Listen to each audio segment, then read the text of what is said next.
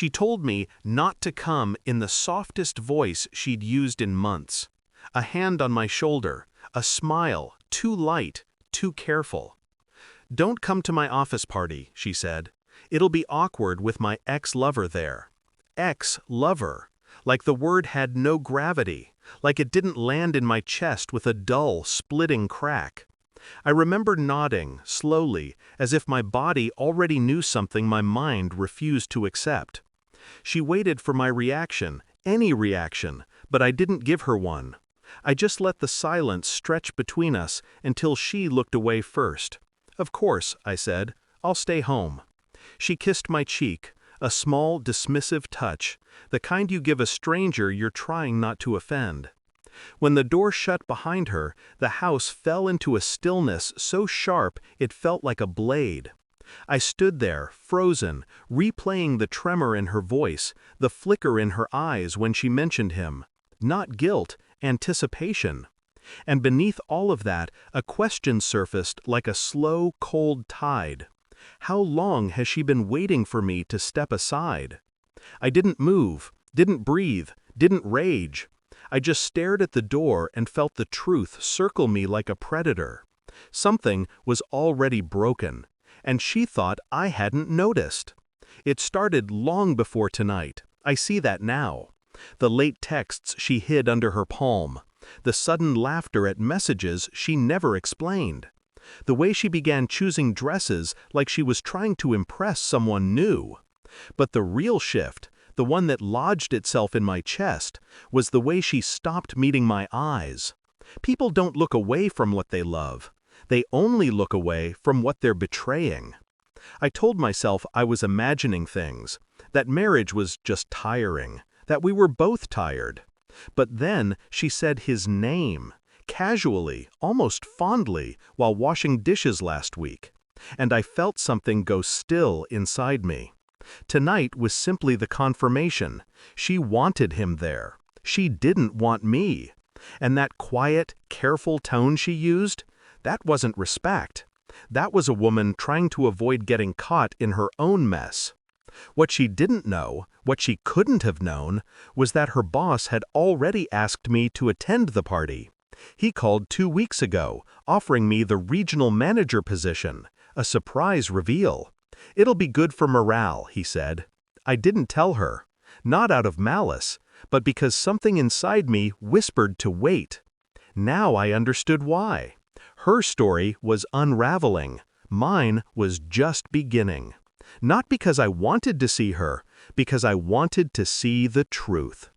The ballroom was warm, bright, full of people who didn't know they were about to witness the fallout of a life lived in lies.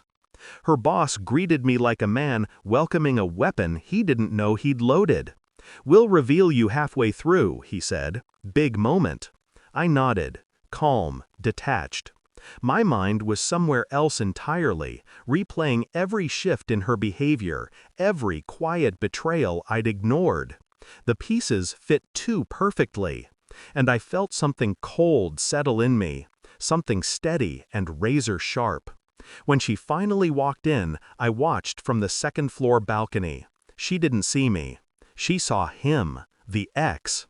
And she smiled in a way I hadn't seen in a long time.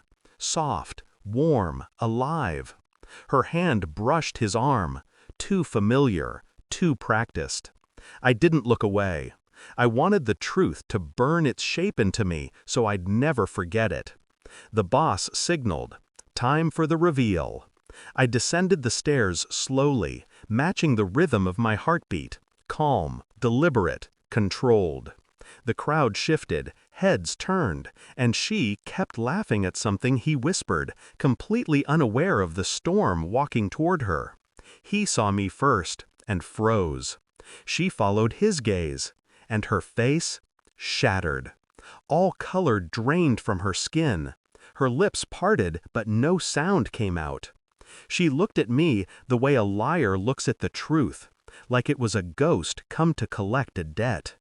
I took the empty seat beside her boss, who proudly announced my promotion. Applause thundered through the room, but she didn't hear it. She heard only the silence between us, the one filled with everything she'd hidden. I didn't speak, didn't confront, didn't accuse. I just looked at her, calm, unblinking, knowing. And she broke under the weight of what she'd done. When the applause died, she approached me with trembling hands. Why didn't you tell me?" she whispered. A simple question, heavy with panic. I let the silence stretch until her breath hitched. "You told me to stay home," I said quietly, "so I wanted to see what you looked like when you thought I wasn't watching." Her eyes filled with fear, not sorrow. And that told me everything. I can explain." "You already have," I said. She understood the finality in my voice, the cold, measured distance. The truth she never thought I'd see had already sentenced her. I left the party before she could reach for me again. Outside, the night was sharp and clean. No noise, no chaos, just clarity. I didn't feel triumph, didn't feel grief, only the steady, quiet release of a weight I'd carried far too long. Some betrayals don't need screaming to be heard. Silence does the cutting for you. I walked away knowing one thing with absolute certainty.